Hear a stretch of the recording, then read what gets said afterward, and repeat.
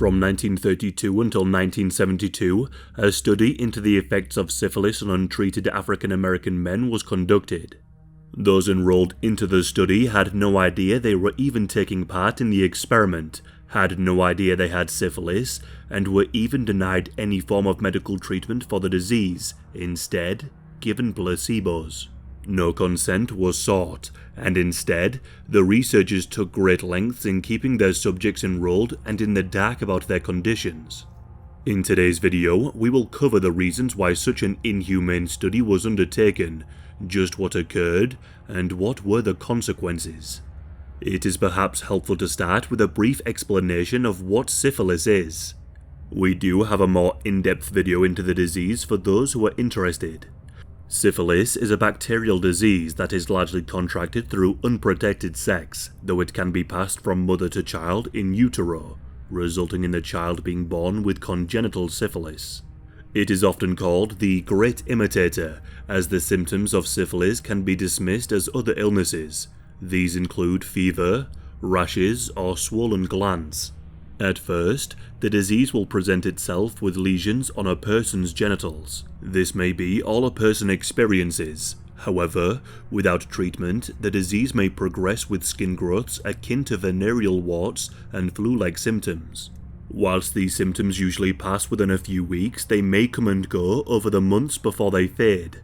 Even if the symptoms fade, the person will still be affected. This is known as latent syphilis, and it can persist for decades, and lead to serious problems if not treated. During these stages, syphilis is still contagious, even if no symptoms are displaying. The final stage will come if the person is not treated and is potentially life-threatening. The disease can also affect and damage a person's brain or spinal column, which can even lead to blindness. People with this final stage of syphilis may experience meningitis, strokes, and even dementia. By the early 1930s, it was believed that those of European descent experienced syphilis different to those of African descent. It was thought that African Americans did not suffer with neurological syphilis, as they were seen to have comparatively inferior brains, whilst the more developed brains of the white person were more susceptible to the condition. It was thought that syphilis would remain dormant in an African American's brain and not cause as much of a problem. And even if it did, it was a widely held belief at the time that African Americans would refuse treatment anyway. Nevertheless, in 1929, the Rosenwald Fund sought to establish a treatment program in a number of southern states. The goal was to identify those with syphilis and offer treatment. At the time, syphilis was widespread amongst poorer African American communities, many of whom did not have access to medical care. But by 1932, the state's governments withdrew funds and shifted their focus onto a now infamous study. Relying on the goodwill generated and deceiving people into thinking they were being seen by Rosenwald doctors, researchers began to gather unwitting subjects for a new study. The official name for the study was the United States Public Health Services Study of Untreated Syphilis in the Negro Male. 399 men with latent syphilis and 201 without were secretly enrolled into the study, all without the men's knowledge and informed consent.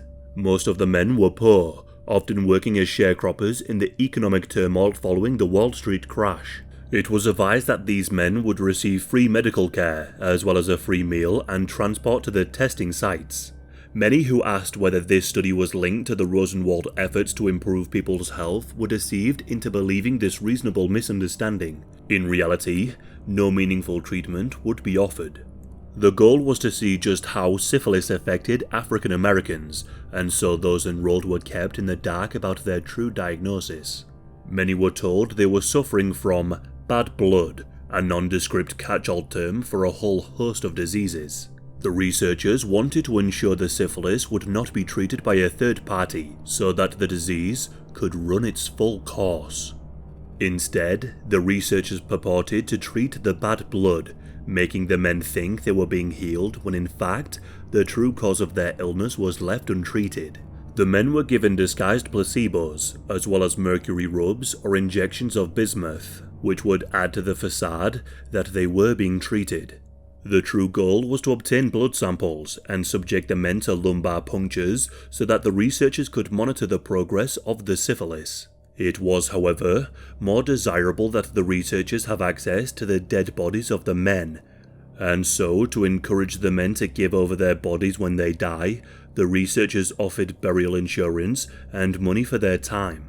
But to make sure the men continued with the study, the researchers employed an African-American nurse named Eunice Rivers. Rivers was one of the first black women to become a registered nurse and by all accounts was a gifted practitioner. For the full 40 years of the study, Eunice remained as the point of contact with members of the black community as a way to ensure the trust of those involved. It was Rivers who would both deliver the free medical care offered to the men throughout the duration of the study for minor injuries, as well as providing the participants with the useless medicines and placebos. Rivers' role into the study is doubtlessly controversial, even when the power imbalances are taken into account, made all the more difficult by little in the way of evidence as to her mindset. A link will be in the description to an interesting article which looks at her role in the study for those who wish to read a little further. But it's fair to say that whether or not she knew her role in the study, she was one vital part of putting the men's minds at ease to allow the study to continue. At the onset of World War II, the researchers feared what might happen should their participants be drafted. Aside the obvious risk of death associated with war, the draftees would have faced a medical examination, which would have revealed their syphilis, with a subsequent recommendation to seek treatment. In order to avoid both possibilities, the researchers were able to obtain draft exemptions to ensure the men remained in the study. By 1947, the widespread use of penicillin as a cure for syphilis ought to have meant the men be offered the drug. However, no such offer was made. Instead, the men were kept in the dark and their syphilis was allowed to spread. As the disease can be spread through sex and from mother to fetus, a great number of the men's partners wound up infected with syphilis.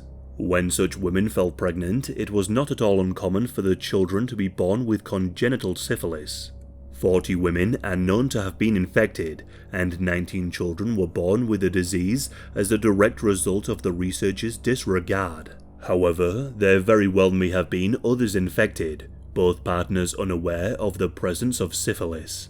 It was not until the late 1960s that someone in the CDC started to question what was happening in the Tuskegee research. An epidemiologist by the name of Peter Buxton had learned of what was happening. He was appalled and sought clarification. Once he learned of the full scale of what was happening, he leveled several complaints to have the study shut down on the grounds of its unethical treatment. He tried again following the assassination of Martin Luther King Jr., pointing out the political volatility of the study at such a time, and he was still ignored. Fed up of being disregarded, Buxton turned whistleblower and leaked details to the press. In fact, in 1969, the CDC met to decide whether the study should continue or not, and they affirmed its importance. On the 25th of July 1972, the story was published by the Washington Star, and was met with public outrage. It soon found its way to the front page of the New York Times. A congressional hearing was launched by Senator Edward Kennedy, which brought the matter to light. By the end of the study, only 74 of the original group were still alive, at least 140 or so dying from syphilis or complications arising from the disease, a great many of which were completely avoidable. For those still left and their families, a class action lawsuit was filed by the NAACP with attorney Fred Gray. In an out-of-court settlement, the United States government agreed to pay around $10 million and to provide free medical care to surviving participants and their family members. As a result of the awful treatment those enrolled faced, the United States passed the 1974 National Research Act to regulate the use of human research subjects. It also created the National Commission for the Protection of Human Subjects of Biomedical and Behavioral Research, to develop guidelines for human subject research and to ensure standards were kept. It's important to remember, however, that following the end of World War II, a number of Nazi doctors were put on trial for their crimes of inhumane experiments on unwilling prisoners. The Nuremberg courts established the Nuremberg Code in 1947, which set out key principles that researchers must adhere to for ethical human experiments. Chief amongst these was that a person must provide fully informed consent to any such experiments. Clearly, in the case of the Tuskegee experiments, informed consent was the last thing researchers wanted to obtain, lest it interfere with their work. And yet, their study was flawed from the start. On a purely scientific analysis, the study failed. The goal was to study the effects of untreated syphilis, and yet, treatments, however ineffectual, were given. Any data that could have been compiled was worthless. In 1997, the Clinton administration formally apologized for the government's role in the study.